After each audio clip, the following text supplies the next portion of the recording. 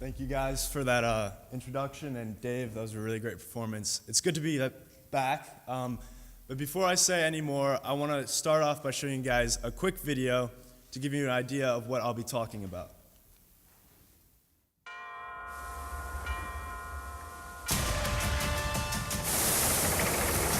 Nothing can prepare you for rowing an ocean.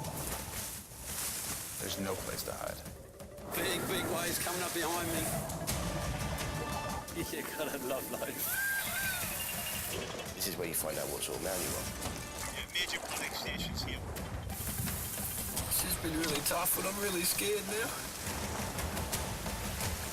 Unforgiving, it will not stop. That was amazing. It's the hardest thing I've ever done.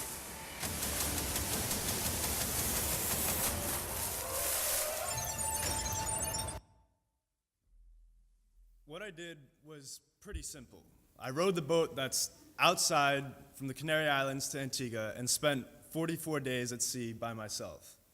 And because I don't have much time with you guys today, I'd like to just share some of the highs and lows from the journey.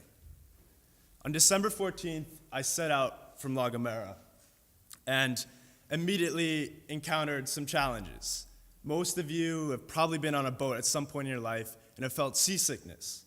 Well, the seasickness I encountered was so much more than I had ever experienced. It didn't last for an hour or a day. It was constant. The entire first week, second week, I couldn't eat without vomiting. I couldn't go into my cabin without getting sick. And it made everything harder, adjusting to the new, to my rowing shifts, to sleeping on the boat, and the sleep deprivation. It just made life harder, and I started losing a lot of weight. And it didn't help that the food I was eating was freeze-dried food. And it was 1,000 calories in each meal pack, really fat and protein dense, and not that edible, as I soon learned. But things got even more complicated in those first couple of weeks when I was really struggling. When on the 5th day, I felt a sharp pain in my ankle. And I took off my shoe after a rowing shift and found that a blister I had gotten on the first day had festered into an open infection. And my first thought was, when I saw this, my row's over. This is it. And after calming down a little, I was still sort of freaked out. I called the race doctor using my satellite phone, a young, cool Norwegian guy, and asked him, what do I do? I have this. He's like, oh, don't take antibiotics though, because there's a lot of side effects like sun sensitivity that you can't handle when you're out in a survival situation. He said, don't worry about it, it's gonna be okay. Just cut off the infected flesh. And I thought he was joking at first, but he was serious. So sitting on the boat, rolling around in these massive waves, I hunched over my ankle with a scalpel. And in that moment, I had to make a choice. Was this really worth it? I could get evacuated and be home within a week. Since that experience, I've realized that when we get pushed to our breaking point, it's important to remember the impermanence of everything.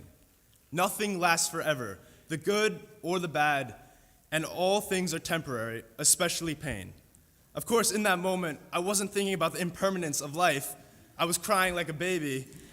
I did end up using the scalpel to cut off the infected flesh, and the infection eventually got better, though my wound never really healed. As I soon learned, nothing really heals out on the Atlantic. This salt gets into your skin, it creates salt sores, but also just prevents healing. And so every little cut and scrape I got while I was out there, I kept with me for the entire time.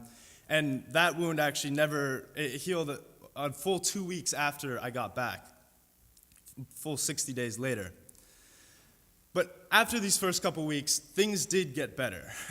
I started having more fun. The seasickness got better. I started eating a little more and stopped losing as much weight. I started seeing cool things like double rainbows, some wildlife, whales, dolphins. That was what I ate each morning, a Nature Valley bar. This is the one food I didn't get sick of. The one thing, though, that took a little longer to adjust to was the loneliness. And before the row, I had packed a few things to try to mitigate the loneliness, try to help myself. And one of those things was a Santa suit. Because I knew I was going to be out there during Christmas and New Year's, and naturally I was worried that I was going to be homesick because you spend Christmas with your family generally, and it was my first Christmas alone. So I packed the Santa suit, put up lights around my cabin, and was feeling pretty good. I was rowing that day in the Santa suit. It was a little different. I felt like I was celebrating something, and then I had a vision. I saw a super yacht coming up behind me, and I thought to myself, wow, I am really dehydrated. I am losing it. Because this yacht came up behind me, and they started chanting my name. And then they started singing Christmas carols. And I thought, this is it. Like, I'm losing my mind. It's all coming down to this. This is how it's going to end. And as it turns out, though, I wasn't losing my mind. A bunch of college kids sailing across the Atlantic on their winter break had just decided to surprise me on Christmas Day. They had tracked me down just a little pinprick in the middle of the ocean to cheer me on. It was one of the most incredible experiences of my life because it reinforced for me the power of human connection. These were people I had never met before in my life and will likely never meet again. But in just 10 minutes, they gave me the best Christmas I've ever had. But even after the loneliness got better, a consistent challenge was the weather. There were a lot of days with extreme weather where the waves got to be 30 to 40 feet. And in these conditions, the boats are designed that if they capsize and flip over, to self-right. If they don't, they sink, which unfortunately happened to 2 of the boats in the first week. In any case, I was in one of these storms and did end up capsizing. I want to show you my immediate reaction after it. I don't know. Like,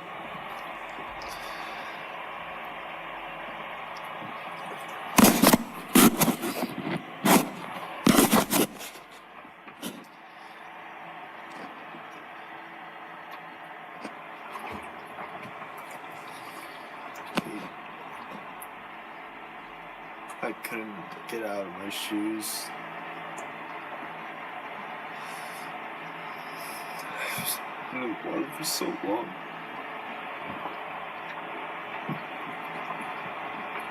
It's just so dark and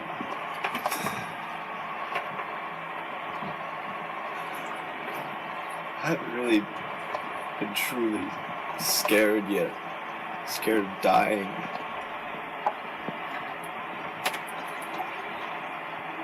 But I feel it now. I really feel it.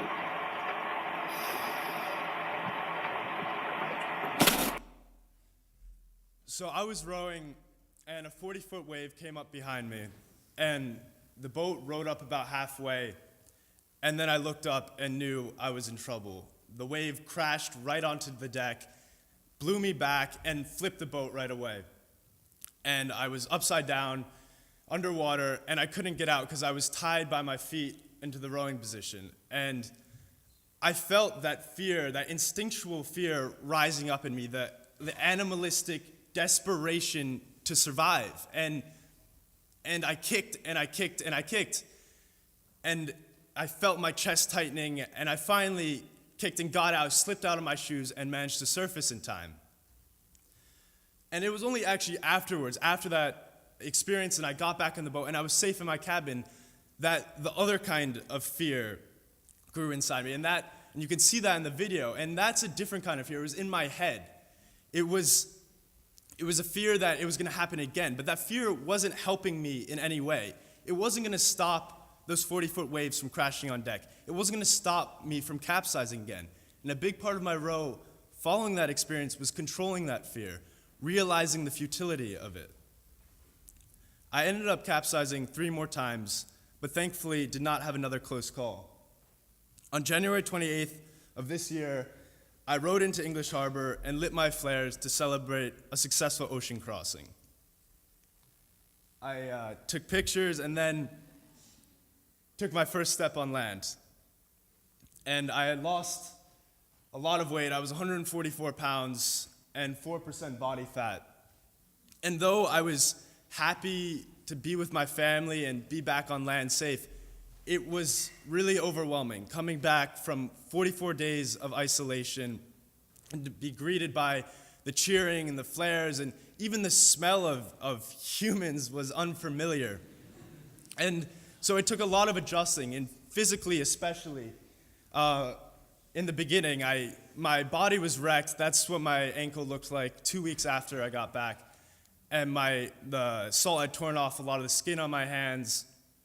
And I couldn't even walk because I was so used to the boat, and I didn't have my land leg. So the first couple of days, I had to have people support me when I went upstairs or when I was walking around. And actually, when I tried to sleep the first night, I closed my eyes and got bad motion sickness because I was so used to being cradled in the tiny boat in the waves that it felt strange to have a bed that didn't move.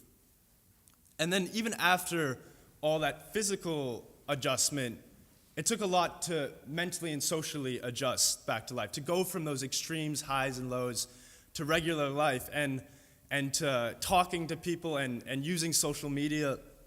It was quite a process, but I was home with my family, and there wasn't too much to complain about. Standing here today, looking at this picture, it still feels surreal to me. Less than a year ago, I sat where you sit now, daydreaming about this very moment where I would light those flares. The biggest lesson I've learned from this whole journey is that anything is achievable with the proper planning and a positive mindset. It took months of planning to even get to the start line in La Gomera, and then even more to get the boat and myself safely across. But you can do all the planning and training in the world, and there will always be something out of your control. For me, it was the infection, the weather, the capsizes, and that's when having a positive mindset becomes important. You may not be able to control some things, but you can always control how you react to them. Anger, fear, frustration, these are all our natural reactions to when the universe throws us curveballs that make life harder. But I try to remember that although these may be our immediate responses, they don't actually help us. I find laughter and a smile a far better remedy. Learn to laugh at your struggles. Learn to laugh at the frustrating spontaneity of life. But most importantly, learn to laugh at yourself. Thank you, and alla viva.